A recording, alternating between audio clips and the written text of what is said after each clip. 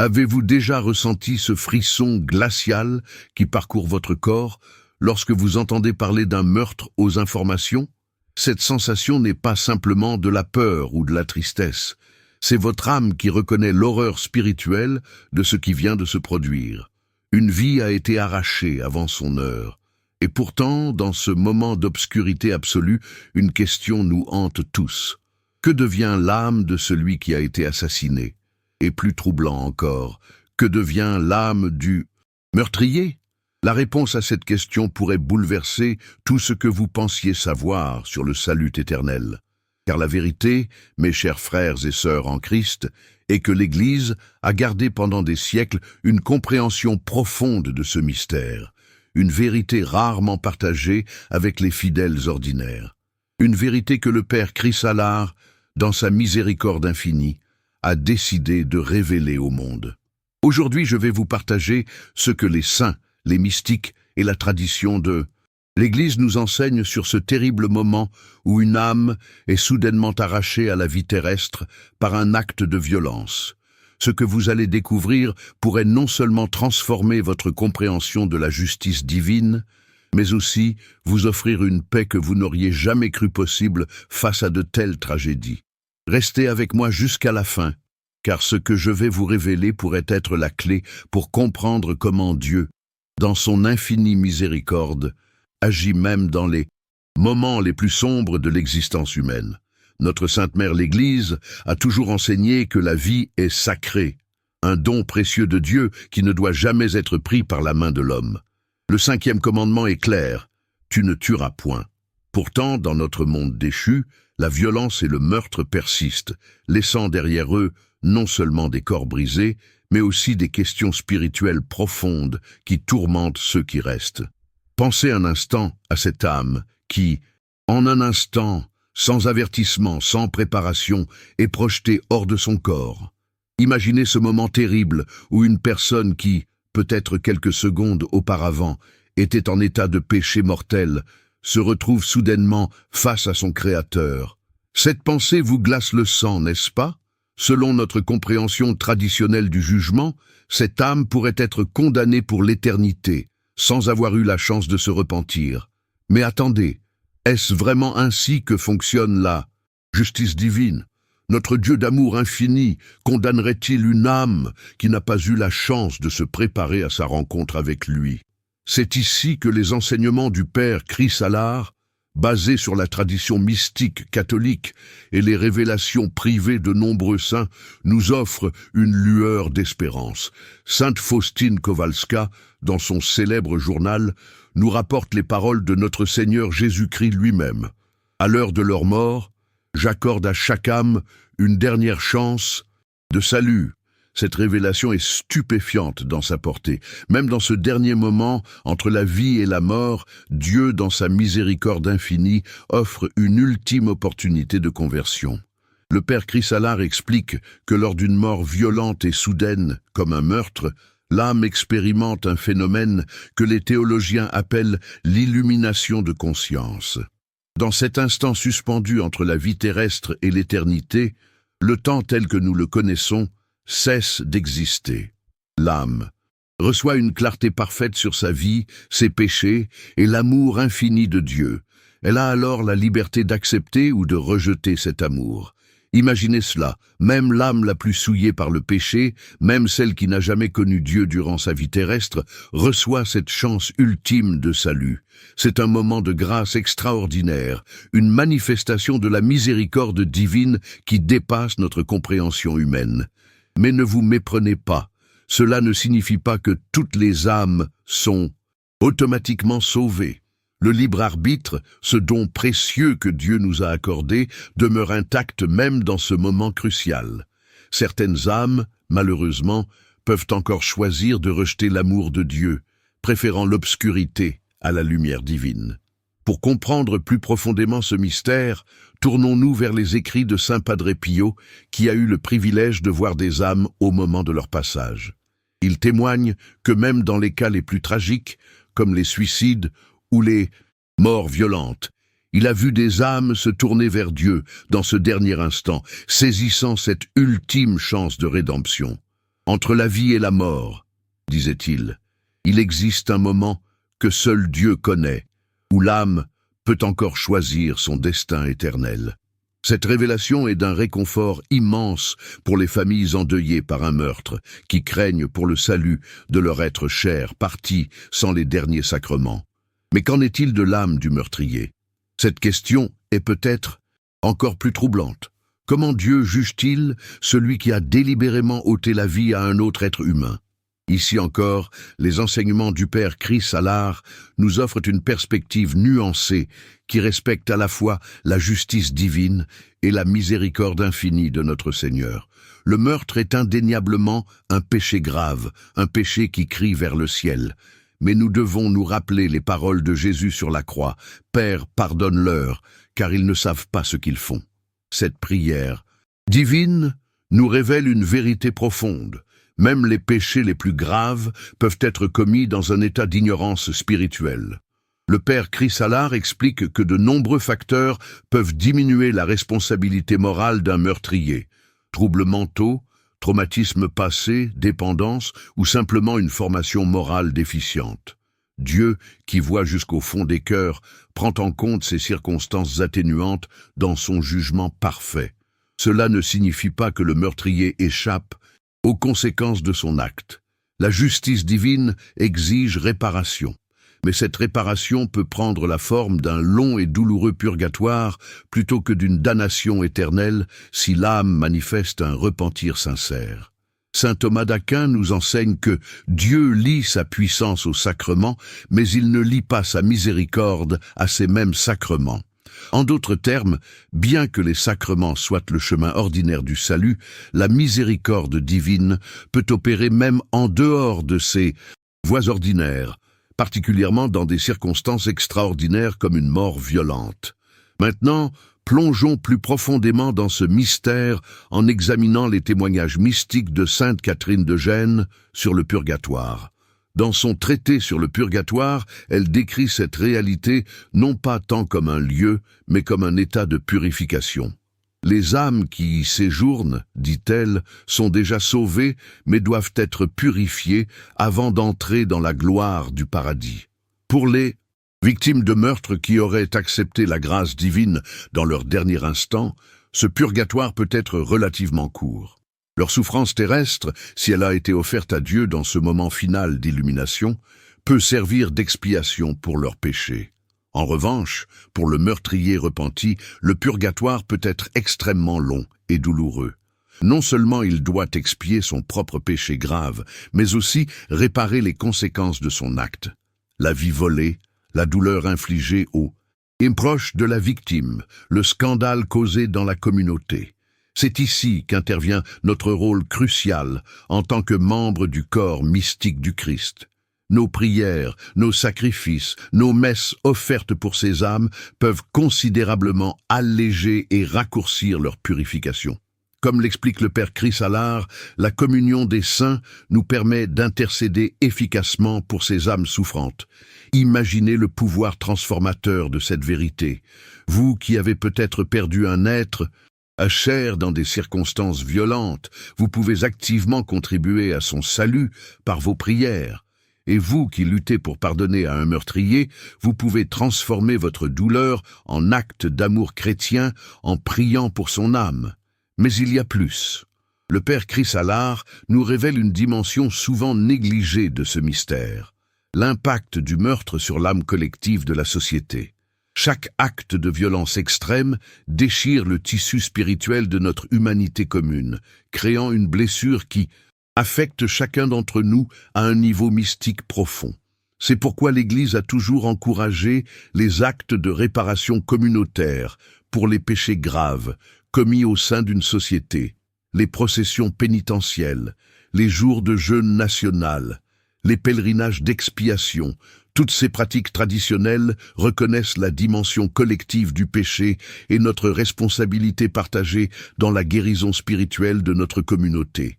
Le Père Chris Allard nous rappelle également l'importance de la dévotion aux âmes du purgatoire, particulièrement celles qui sont oubliées ou pour lesquelles personne ne prie. Ces âmes, une fois libérés par nos prières, deviennent de puissants intercesseurs pour nous auprès du trône de Dieu. Pensez-y, cette victime de meurtre pour laquelle vous priez fidèlement pourrait devenir votre protecteur céleste le plus dévoué, reconnaissant éternellement pour votre charité spirituelle. Quel mystère merveilleux que cette économie divine où rien n'est perdu, où même les tragédies les plus sombres peuvent être transformées en source de grâce. Maintenant, abordons une question délicate mais essentielle. Que se passe-t-il lorsque le meurtrier ne se repent pas, lorsque même face à la lumière divine, dans ce moment d'illumination finale, il choisit de persister dans sa révolte contre Dieu? La tradition de l'Église, confirmée par les visions de nombreux saints, nous enseigne que l'enfer est une réalité terrible mais nécessaire, une conséquence ultime du rejet définitif de l'amour divin. Sainte Faustine elle-même, l'apôtre de la divine miséricorde, a reçu des visions de l'enfer qui l'ont profondément bouleversée. Le père Chrysalard, fidèle à l'enseignement traditionnel de l'Église, ne minimise pas cette réalité. L'enfer existe et certaines âmes y choisissent librement leur demeure éternelle. Cependant, il nous invite à ne jamais désespérer du salut d'aucune âme tant qu'elle est encore dans ce monde. Même le criminel le plus endurci peut être touché par la grâce divine jusqu'à son dernier souffle. C'est pourquoi l'Église a toujours encouragé la pastorale des prisons et le ministère auprès des condamnés à mort. Rappelez-vous l'histoire touchante de Saint Jacques de Compostelle qui a converti son propre assassin au pied de l'échafaud, ou celle de Sainte Maria Goretti qui a pardonné à son meurtrier avant de mourir et lui est apparu plus tard en prison, conduisant à sa conversion spectaculaire. Ces histoires ne sont pas de pieuses légendes, mais des témoignages authentiques du pouvoir transformateur de la grâce divine, capable de pénétrer même les cœurs les plus endurcis par le mal. Le père Chrysalard nous met toutefois en garde contre une tendance moderne dangereuse, présumée du salut universel. L'idée que toutes les âmes seront finalement sauvées indépendamment de leur choix contredit l'enseignement constant de l'Église et les paroles mêmes de notre Seigneur dans l'Évangile. Large est la porte, et spacieux le chemin qui mène à la perdition, et nombreux sont ceux qui s'y engagent, nous avertit Jésus. Cette réalité solennelle doit nous inciter non pas au désespoir, mais à une prière plus fervente et à un apostolat plus zélé pour le salut des âmes. Car c'est bien là notre mission en tant que catholiques, collaborer avec la grâce divine pour le salut du plus grand nombre possible d'âmes. Chaque chapelet récité, chaque messe offerte, chaque sacrifice accepté avec amour peut devenir, dans l'économie divine, un instrument de salut pour une âme en danger. Réfléchissons maintenant à une dimension souvent négligée de ce mystère, le moment précis où l'âme quitte le corps. Selon les enseignements du père Chrysalard, basés sur les révélations mystiques de nombreux saints, ce moment est d'une importance cruciale pour le destin éternel de l'âme. Dans le cas d'une mort naturelle et prévisible, l'Église nous offre le réconfort des derniers sacrements, la confession, l'onction des malades, le saint viatique. Ces provisions pour le voyage fortifient l'âme pour son passage vers l'éternité. Mais que se passe-t-il lors d'une mort violente et soudaine, comme un meurtre, où ces préparations sacramentelles sont impossibles? C'est ici que la miséricorde divine se manifeste de façon extraordinaire. Plusieurs mystiques, dont sainte Brigitte de Suède, rapportent que dans ces moments tragiques, le temps tel que nous le connaissons est suspendu. L'âme entre dans une dimension où elle peut vivre une expérience spirituelle complète, en ce qui nous semblerait être une fraction de seconde. Dans cet instant éternel, l'âme reçoit une compréhension parfaite de sa situation. Elle voit clairement ses péchés, mais aussi l'amour infini de Dieu qui l'appelle. Elle comprend les conséquences éternelles de son choix. Et surtout, elle reçoit la grâce nécessaire pour faire ce choix en pleine liberté. C'est comme si Dieu, dans sa miséricorde infinie, créait un espace-temps spirituel où l'âme peut vivre l'équivalent d'une retraite spirituelle complète en un instant imperceptible pour nous. Saint Alphonse de Liguori parle de ce phénomène comme d'une grâce finale, accordée particulièrement aux âmes surprises par une mort violente. Cette compréhension est un baume pour les cœurs brisés des familles dont un membre a été victime de meurtre. Même si votre être cher n'était pas en état de grâce au moment de l'attaque, même s'il vivait loin des sacrements, cette révélation nous donne l'espérance qu'il a pu recevoir cette chance ultime de réconciliation avec Dieu.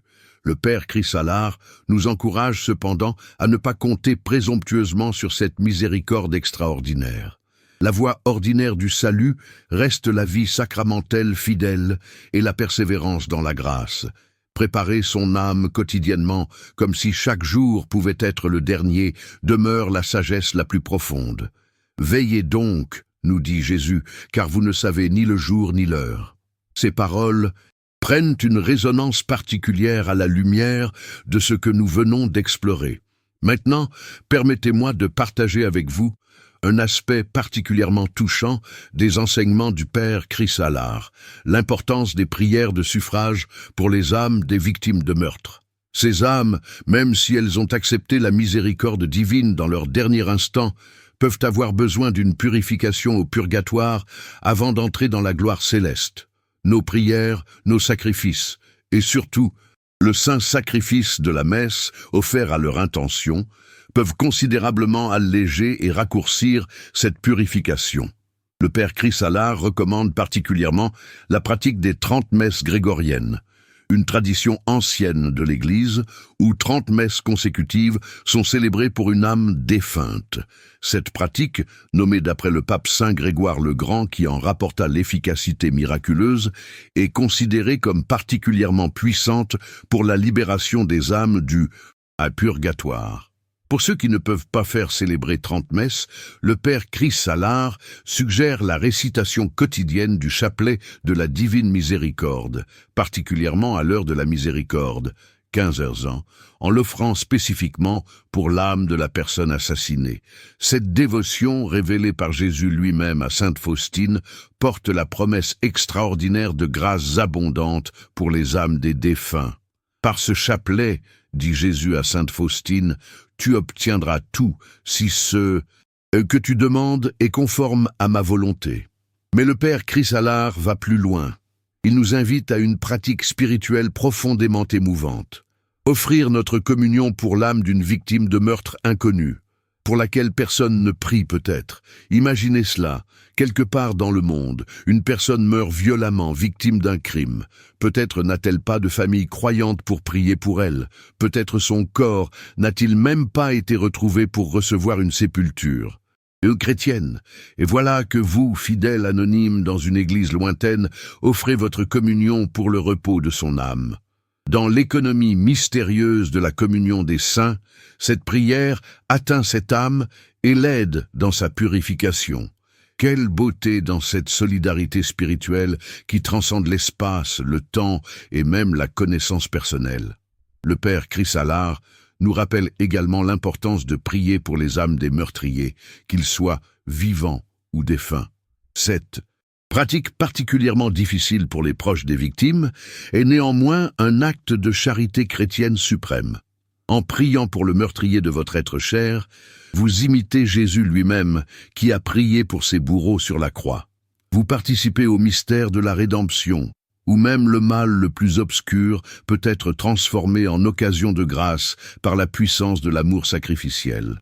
Certains mystiques affirment que ces prières pour les meurtriers sont particulièrement efficaces lorsqu'elles viennent des proches de leurs victimes. C'est comme si cette charité héroïque avait un pouvoir spécial pour toucher ces âmes endurcies et les ouvrir à la grâce divine. Pensez à l'histoire de Blessékny, ce lieu tragique où tant d'innocents ont perdu la vie dans un massacre. Des générations plus tard, des descendants des victimes et des descendants des soldats responsables se sont réunis pour prier ensemble, créant un pont spirituel de réconciliation qui a apporté guérison et paix aux deux communautés. C'est le pouvoir transformateur de la prière et du pardon chrétien, capable de guérir même les blessures les plus profondes de notre histoire collective. Le Père Chris Allard nous invite également à considérer la dimension réparatrice de nos prières et sacrifices. Chaque acte de violence extrême, comme un meurtre, crée une déchirure dans le tissu spirituel de notre humanité commune. Nos prières de réparation contribuent à la guérison de cette blessure collective. C'est pourquoi l'Église a toujours encouragé des actes de réparation communautaire suite à des crimes particulièrement horribles ou à des catastrophes nationales. Ces actes reconnaissent notre interconnexion spirituelle et notre responsabilité partagée dans la guérison du corps mystique du Christ. Finalement, le Père Chris Allard nous rappelle la promesse ultime qui donne sens à toutes nos souffrances, y compris la douleur insupportable de perdre un être cher par un acte de violence. La résurrection des corps et la vie du monde à venir. Notre foi catholique nous assure que la mort, même la plus violente et injuste, n'a pas le dernier mot. Un jour, nos corps ressusciteront, glorifiés comme celui du Christ. Nous serons réunis avec nos êtres chers dans une communion parfaite que rien ne pourra plus jamais briser. Dans cette perspective d'éternité, même les souffrances les plus atroces prennent un sens nouveau. Elles ne sont pas effacées ou minimisées, mais transfigurées, intégrées dans le mystère pascal de mort et de résurrection qui est au cœur de notre foi.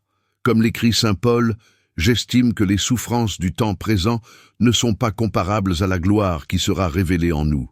Cette espérance n'est pas une fuite de la réalité douloureuse du meurtre et de ses conséquences. Elle est au contraire la force qui nous permet de regarder cette réalité en face avec un courage et une paix qui viennent de Dieu seul. Mes chers frères et sœurs en Christ, nous avons exploré ensemble un mystère profond et délicat, le destin des âmes après un meurtre.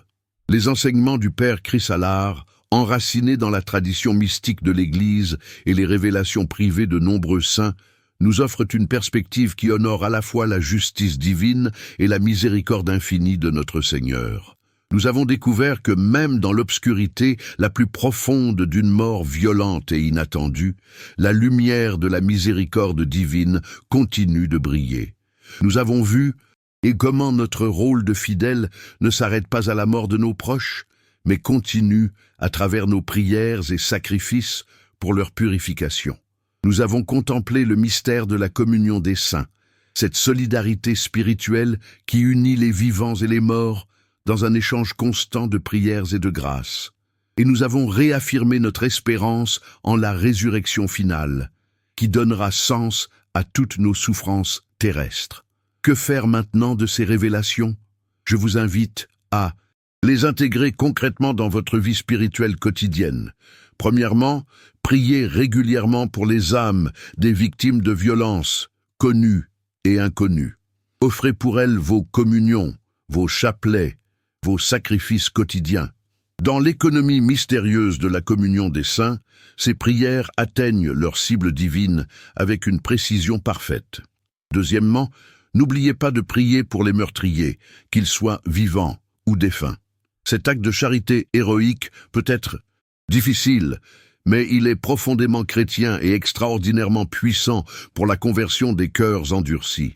Troisièmement, participez activement aux initiatives de réparation communautaire de votre paroisse ou diocèse.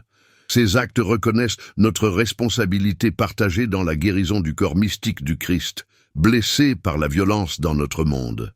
Enfin, vivez chaque jour comme si c'était le dernier, en état de grâce et de préparation spirituelle.